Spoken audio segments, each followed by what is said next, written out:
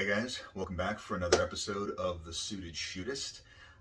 Real quick, just for those of you that either reached out or commented on last week's video or video posts, thank you a lot. I really do appreciate the words of kindness and the encouragement. As you can imagine, it wasn't necessarily the easiest time, but it was heartwarming to see so many people come together and celebrate such an impactful individual. So it was it was the most fun I've ever had at a funeral, if that makes sense. Besides the point, if you reached out, thank you. So before I jump into this week's video, first off, Merry Christmas, if that's your speed. Happy Hanukkah, even though I'm a few weeks late on that one. Merry Yule, Happy Kwanzaa, whatever your preferred winter solstice holiday happens to be. I hope you're having a chance to either get some time with or away from family, depending on where you fall on that. But yeah, so I'm doing another gear review, finally. So I know that always tends to excite people. We always like to geek out over equipment. And this one's kind of been long overdue because for a while now, maybe over about a year, I upgraded my EDC flashlight to a Modlite purely because I wound up selling off some bits in my Boxo gun parts that left me with the spare cash to where I was like, all right, well, I'll just turn this into that.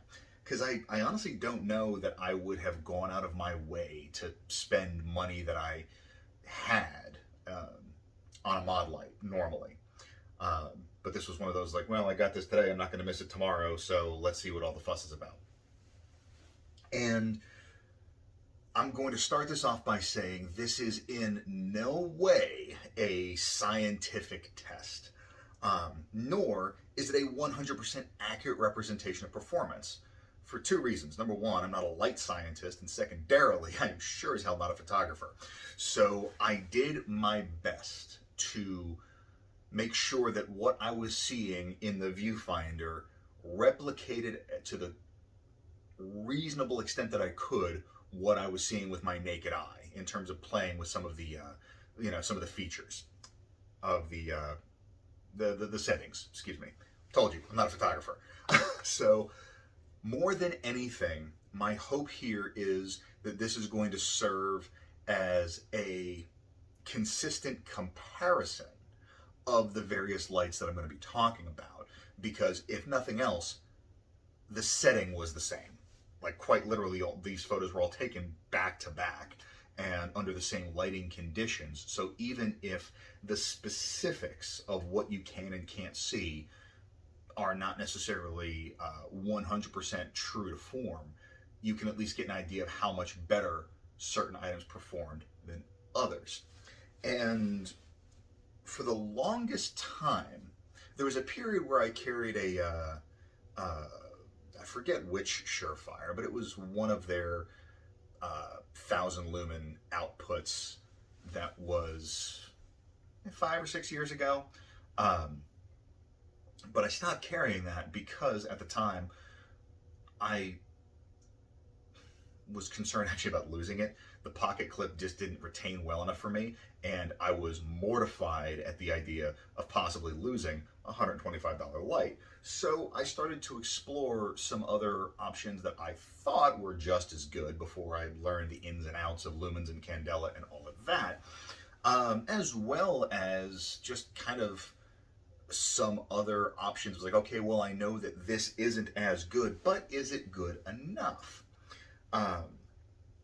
Simply because the only real world light usage that I've had personally was the one that I've talked about a couple times before. For those of you unfamiliar, high level, when I was in New Orleans, a friend of mine and I were walking back from a friend's house to campus one evening, and I had always just made it a habit to walk right down the middle of the street. My logic was that way if somebody tried to approach me, nobody was going to approach somebody walking down the middle of the street accidentally. So that just gave me enough heads up to kind of figure out what was going on. At least give me some advance notice. So we're walking down, and I hear somebody try to get my attention from one of the side streets, and I happen to have this crappy little gun show special weapons light that I had purchased. Wasn't carrying my handgun at that point, but I had this in my pocket, and I lit him up with it, and he threw his hands up like I was pointing a howitzer at him.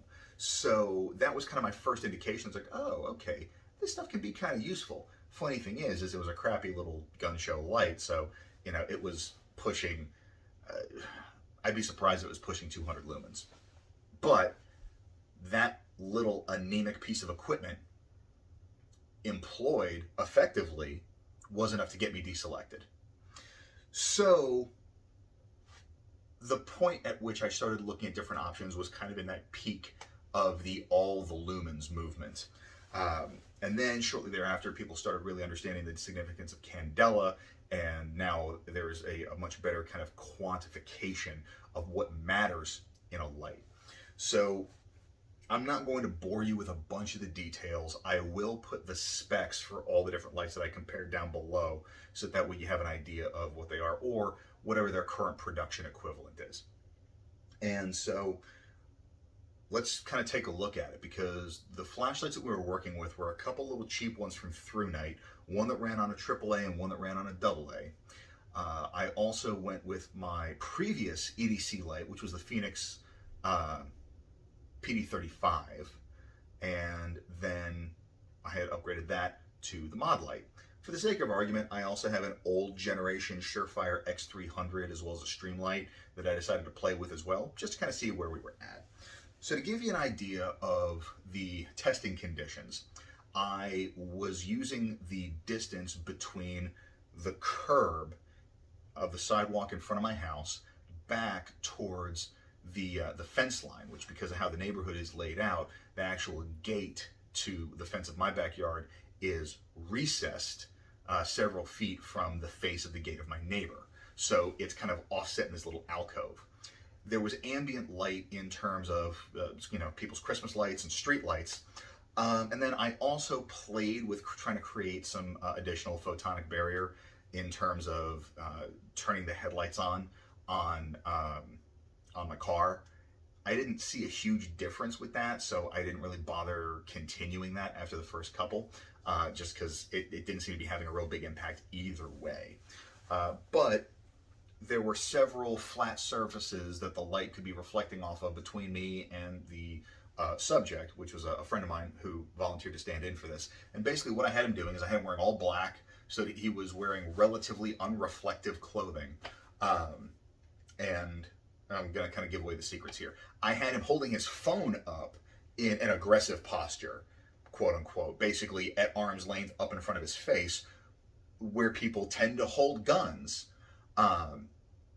And I wanted that posture simply because, as we're looking at these different lights, I wanted to see how much I could see, because it's a lot easier to make out a human form doing this than what's in their hand.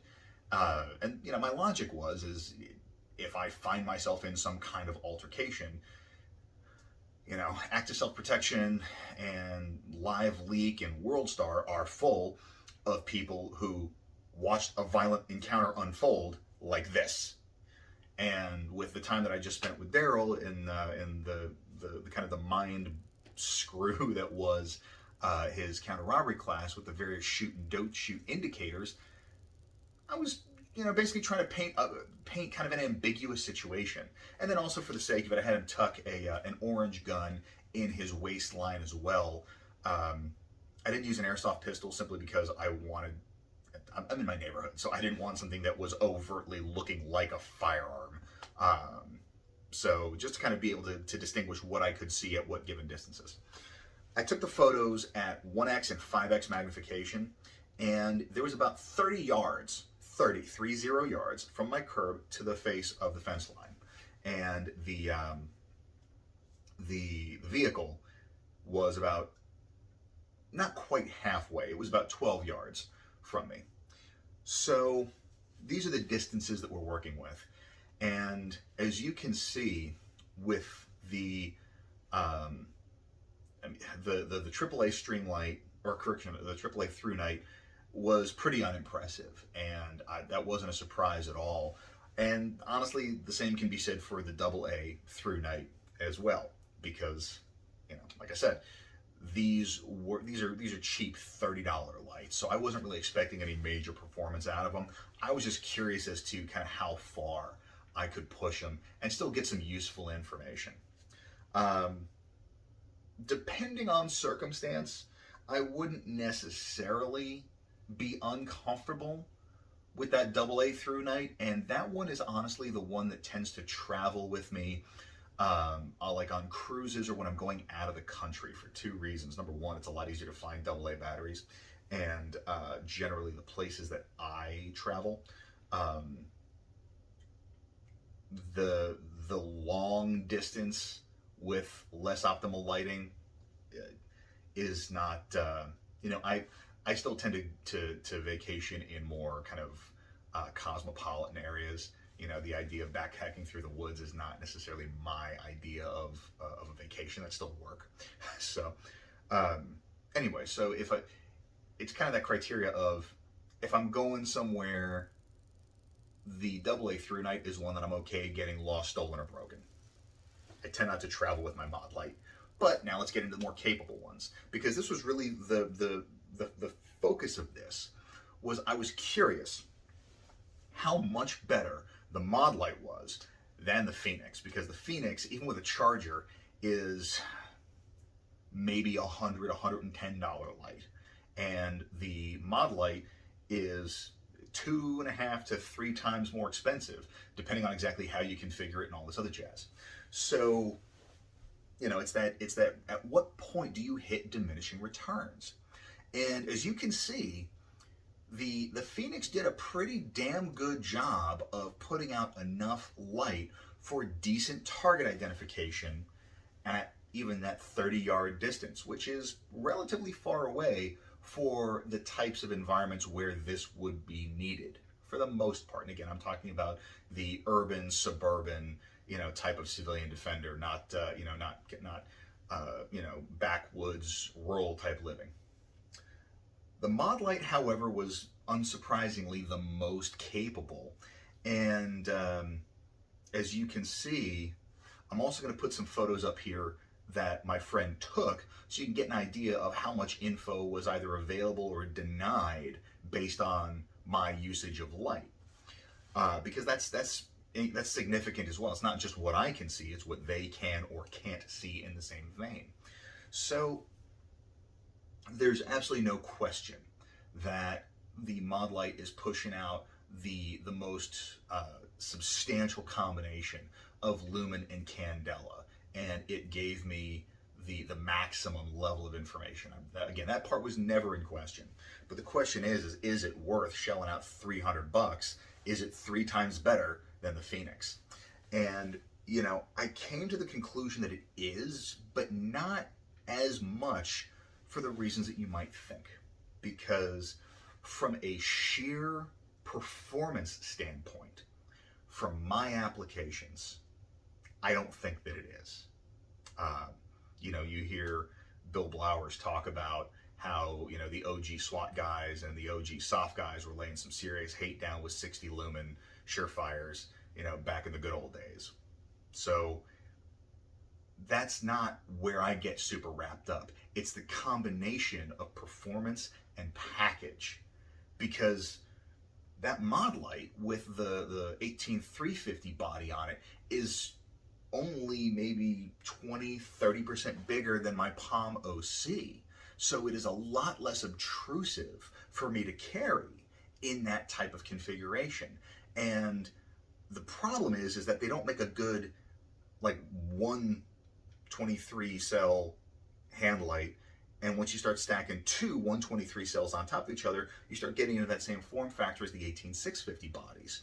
So really, for me, and again, do your own math, figure out what works for you, but for my purposes, the fact that I'm able to get that much power in that small of a package is really what was the deciding combination of factors that made the Modlite my preferred hand light these days. It is expensive. It is expensive as shit. That said, if you are somebody that doesn't necessarily need something that compact, I can't necessarily say that it is 3 times better than that Phoenix. So, you know, if you're rolling around in cargo pants, or if you're rolling around in significantly baggier clothing, or, you know, you've got a satchel or some kind of man bag that you carry, and you have more storage options, you have more real estate to work with, juice might not be worth the squeeze. But especially from a minimal EDC perspective, I don't think there's anything better out there right now. So let me know what your thoughts are. Put them down in the comments. I'd love to hear, what flashlight are you running? Are you a Modlite convert? Are you on the fence? What do you think?